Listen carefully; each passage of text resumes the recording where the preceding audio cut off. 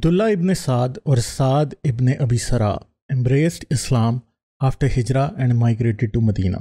He became a scribe for Prophet Muhammad and wrote down the revelation. But he apostatized and fled back to Mecca. He claimed that the Prophet allowed any amendments that he recommended while writing down the revelation. Therefore, he claimed that the Prophet did not receive any divine revelation. Prophet Muhammad ordered the killing of 6 people at the conquest of Makkah. One of these was Abdullah ibn Saad. It is narrated from Mu'assab bin Saad that his father said, "On the day of the conquest of Makkah, the Messenger of Allah granted amnesty to the people except 4 men and 2 women. He said, 'Kill them even if you find them clinging to the covers of Kaaba.' They were Ikrimah bin Abi Jahl, Abdullah bin Khatal, Miqyas bin Subaba, and Abdullah bin Saad bin Abi As-Sara. Abdullah bin Khatal was caught while he was clinging to the covers of Kaaba.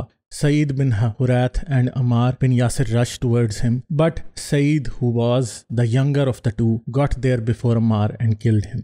Miqyas bin Subaba was caught by the people in the marketplace and they killed him. Abdullah bin Saad bin Abi Sara hid in the house of Usman bin Affan.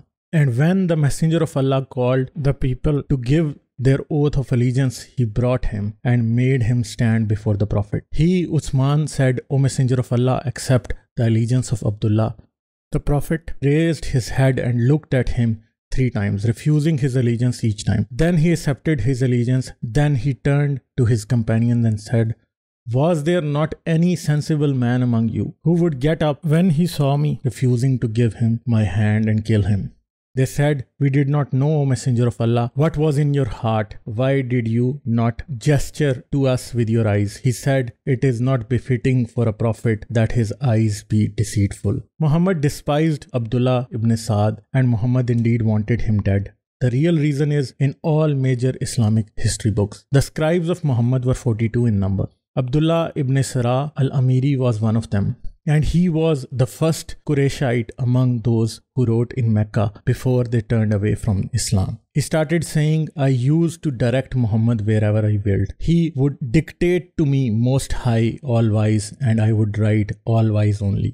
Then he would say, 'Yes, it is all the same.' On a certain occasion, he said, 'Write such and such,' but I wrote only, and he said, 'Write whatever you like.' So when the scribe exposed Muhammad, he wrote in the Quran, 'And who does greater evil than he who forges against God a lie, or says to me, it has been revealed, when not has been revealed to him.' So on the day Muhammad conquered Makkah, he commanded his scribe to be killed.